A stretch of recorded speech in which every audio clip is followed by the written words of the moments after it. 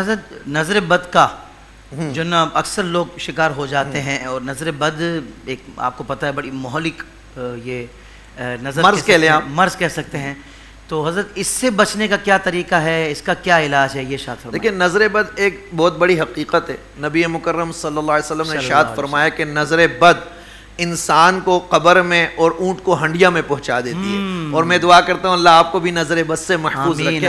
اور نظر بد کی کئی ایک اقسام بھی ہے، حاسدین کی بھی نظر ہوتی ہے۔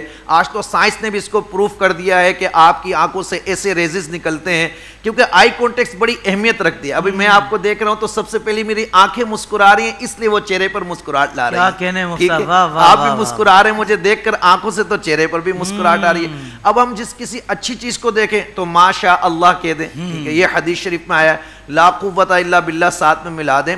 اور اگر کوئی شخص نظر بد کا شکار ہو جائے تو اس کو فوراً سے پہلے علاج کروانا چاہیے۔ بالکل ٹھیک ہے۔ بہت سارے ہمارے لوگ علاج معالجے میں لگے رہتے ہیں مگر وہ نظر بد کا شکار ہوتے ہیں، اور نظر بد کے علاج کے لیے بہترین علاج سورہ قلم کی آخری دو آیتیں حافظ صاحب۔